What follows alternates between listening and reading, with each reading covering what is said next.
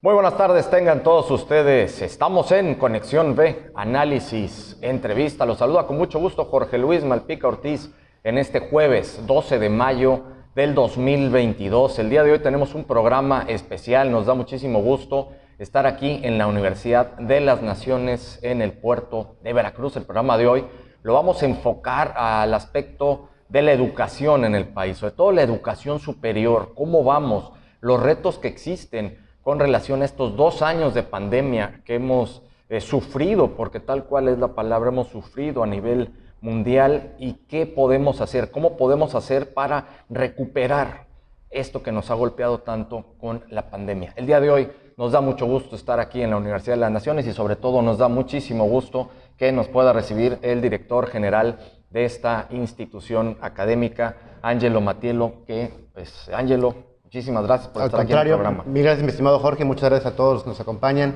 Es un gusto que estén con nosotros aquí en la universidad y sobre todo hablar de un tema tan importante como es la educación en México y lo que hemos vivido los últimos 2 años y qué nos espera para el futuro cercano, ¿no?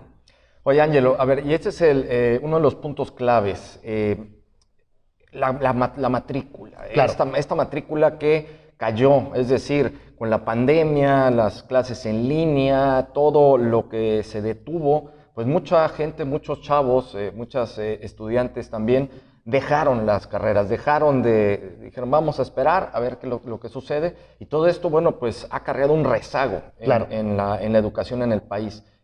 ¿Cómo va la situación? Bueno, indudablemente la pandemia nos generó una caída en matrícula no solo a las instituciones privadas, sino a nivel general. Muchos jóvenes tuvieron la disyuntiva lamentable de tener que elegir entre seguir sus estudios o salir y trabajar para apoyar a la familia. Y cuando la gente se encuentra en situación económica complicada, pues a veces es importante para ellos dejar un momento de lado la formación y empezar a producir. Pero eso trae problemas no solo para las escuelas públicas y privadas, sino para la sociedad en general, porque viene una generación en la cual tendremos un menor número de egresados con las capacidades que requerimos como país para seguir desarrollándonos y creciendo. Eso puede ser un problema a mediano plazo fuerte en el cual la sociedad mexicana tendrá que actuar, y indudablemente tenemos también el problema de la falta de aprovechamiento para los jóvenes que se mantuvieron y que tuvieron que tomar clases en línea. No porque la clase en línea per se sea diferente. Hay estudios, incluso uno muy particular de la Universidad de California en Los Ángeles, que demuestra que el aprovechamiento de las clases en línea es muy similar o incluso superior en algunos casos al aprovechamiento en clase tradicional, el modelo tradicional alumno maestro en un salón de clases. Pero el problema es que no teníamos la preparación para esto. México estuvo atrasado durante muchos años en cuestión de educación a distancia o educación en línea, y cambiar el paradigma de la forma en que enseñamos a nuestros alumnos es complicado tanto para el alumno como para el maestro. Afortunadamente, algunas instituciones como la universidad estábamos preparados para hacerlo, pero aún así no cambia el hecho de que el alumno tiene que aprender a ser a cierto punto autodidacta, y que las familias también debían entender que cuando el alumno estaba conectado a clases, era hora de clase y no se encontraba ahí. No faltaba el alumno que era llamado por su familia en ese momento para realizar alguna labor en el hogar, y en ese momento debe estar enfocado 100% en la clase y en la educación que está recibiendo. Entonces tendremos ese problema a mediano plazo, ver cómo se integran nuevamente a las clases presenciales los alumnos y ver cómo salen preparados los alumnos que tuvieron ese problema. Ángelo, a ver, sí quiero hacerte esta pregunta con relación precisamente a las clases en línea. Claro. ¿Y no será que esto ya es parte de que pueda ser el cambio de un modelo de educación? Digo, el modelo que vivimos Claro. de alumno de maestro con alumnos, ¿no? Es un modelo de hace ya 300 años, ¿no? Tenemos la mala fortuna de creer que podemos educar a la gente que va a guiarnos en el siglo XXI con herramientas del siglo XVIII. Yo coincido contigo que la escuela no puede ser una fábrica que recibe alumnos y entrega egresados y que lo único que los separe sea la edad o el año en que nacieron. Este modelo educativo es lo que venía de todas maneras a llegar a México. Lo que hizo esta pandemia no fue tanto retenernos como acelerar el cambio. Íbamos rumbo a un modelo híbrido, un modelo en el cual la educación a distancia sea igual de valiosa que la educación tradicional, y lo que vino a hacer la pandemia es a obligarnos a acelerar el paso de lo que esperábamos se diera en 10 años, sucediera en 1 o 2. Está para quedarse. Yo no veo que regresemos a un modelo tradicional, aun cuando hubo en su momento cierta resistencia por parte de las autoridades educativas para el cambio pero durante muchos años las universidades privadas en particular, porque es donde puedo hablar, donde he podido trabajar y donde he podido observar la relación con las autoridades regulatorias, estaban negadas a incorporar sistemas a distancia o híbridos, y ahora con la pandemia pues no nos quedó más que aceptar que teníamos razón desde un principio, que era necesario que México se actualizara, y de este modo pues bueno, ya hay universidades preparadas para poder trabajar tanto en línea como en físico. Ahora falta que el marco regulatorio nos alcance la realidad mexicana como siempre y nos permita trabajar en ambos modelos a todas las universidades del país.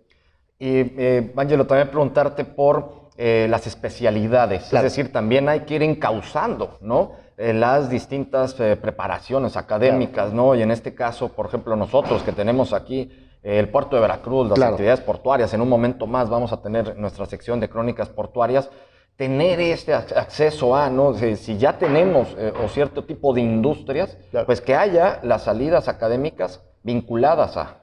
Existe cierto grado de preparación o planeación estatal acerca de qué carreras se aceptan o se aprueban en diferentes regiones del país para que los egresados cumplan con las necesidades de la población en general para el bien común. Pero nos ha faltado un poco entender que se puede encauzar al alumno desde antes. En Alemania hay un modelo muy interesante que podríamos aplicar en México, que es que desde la preparatoria o incluso antes se va encauzando el alumno hacia el área que se quiere dedicar. Y entonces tienes un valor mucho más agregado o más elevado para la educación técnica superior. No tanto la licenciatura, que se mantiene con un alto valor, pero le revaloran el nivel técnico superior desde bachillerato. Y entonces hay alumnos que terminan bachillerato ya con una especialidad técnica, listos para trabajar en la industria. Eso ha permitido que la industria alemana desde 1960 hasta la fecha haya crecido a pasos acelerados o al menos más rápido que en México. Y si pudiéramos enfocar ese tipo de modelos, que el alumno venga direccionado desde antes hacia dónde quiere trabajar y hacia dónde va a recibir su formación profesional, pues bueno, tendríamos a lo mejor una ventaja y podríamos facilitar esa incorporación que a veces tanto cuesta del alumno que egresa de una universidad o de un bachillerato al mercado laboral. Sobre todo en espacios como Veracruz, que tiene muy marcado algunas industrias particulares que hacen que Veracruz sea importante, como la industria portuaria. Sí, por supuesto. Pues nos da muchísimo gusto, Ángelo, que estén trabajando, que desde aquí, desde la Universidad de las Naciones, en el puerto de Veracruz, estén haciendo todas estas modificaciones, claro. Estén buscando innovar también ya en todos los procesos educativos y sobre todo académicos. Ustedes que son educación superior, pues vamos a continuar con el programa. Nos da muchísimo claro. gusto que nos puedan recibir aquí en las instalaciones de esta gran universidad, Ángelo. Al contrario, mi estimado Jorge, sabes que la universidad es tu casa, para todos, la Universidad de Naciones está abierta para ustedes, ojalá nos puedan visitar y sabes que aquí está siempre bien recibido. Perfecto, muchísimas gracias, Ángelo. Estuvimos platicando en estos momentos con Ángelo Matielo, él es el director general de la Universidad de las Naciones aquí en el puerto de Veracruz. Vámonos al corte, vamos a regresar con más.